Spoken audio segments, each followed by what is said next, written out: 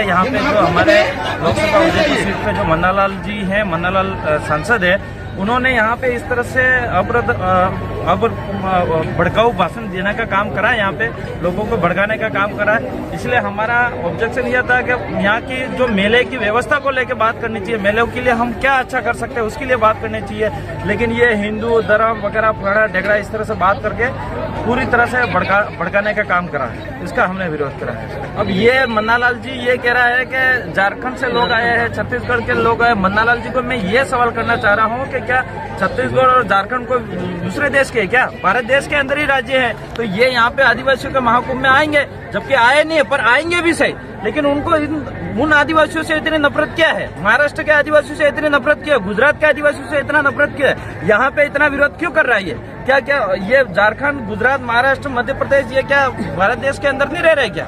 अब ये पता नहीं किस तरह से विरोध है। एक तरह से पूरी तरह से भड़काने का, लोगों को भड़काने का काम किया जा रहा है बीजेपी की तरफ से। हम तो जा रहे हैं कि राष्ट्रीय जनजाति मेला बनाया जाए। बिल्कुल, हम तो यही चाह रहे हैं कि हमारे 10 राज्य हैं, 10 राज्यों के अंदर हमारे आदिवासी यहाँ पे आए, महाकुंभ में आए, और हमारे 10 राज्यों के अंदर आदिवासियों का फायदा मिले। जो भी आदिवासियों की योजना है, इस योजना का फायदा मिलना चाहिए। अब उन बीजेपी की सरकार है, अभी उनको ये तो पता नहीं पड़ रहा है। आज 1000 स्कूटियां चढ़ रही है डूंगरपुर के अंदर, लड़कियों को स्कूटी नहीं मिल रही है। 1 साल से स्कूटियां पड़ी हुई है वहाँ पे। पिछली सरकार के 168 स्कूटी बांट दी, इसके बाद 1000 स्कूटी पड़ी हुई है। न प्रशासन इस पे ध्यान दे रहा है जिले का, और न ही ये यहाँ के नेता ध्यान दे रहे, नई सरकार ध्यान दे रही है। इस पे बात करने के लिए तैयार नहीं, हिंदू धर्म पे बात करने के लिए तैयार है, जाति पे बात करने के लिए तैयार है, लेकिन इस एरिया के अंदर विकास के लिए बात करने के लिए तैयार नहीं है।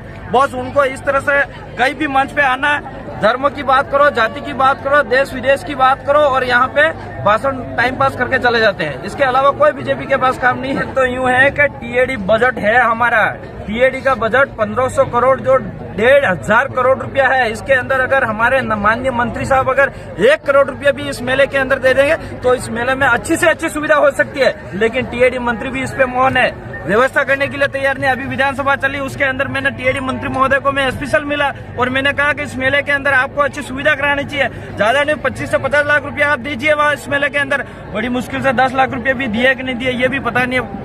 2 दिन पहले कलेक्टर साहब आए थे तो वो कह रहे थे कि 10 लाख रुपया सहयोग कर रहे हैं। अब मेरी तरफ से मैं पूरी तरह से सहयोग करने के लिए तैयार हूँ, लेकिन सरकार की जो टीएडी का बजट है, जो ट्राइबल एरिया के अंदर विकास होना चाहिए, उसका क्या है? उसकी क्या टीएडी मंत्री की जिम्मेदारी नहीं बढ़ती है? इस मेला जो पड़ता है टीएडी में पड़ता है, तो टीएडी बजट से यहाँ डाला जाए, अच्छा से अच्छा इस मेले को किया जाए, लेकिन इस पे ध्यान ही नहीं दे रहा है। और मैं सरकार से भी कह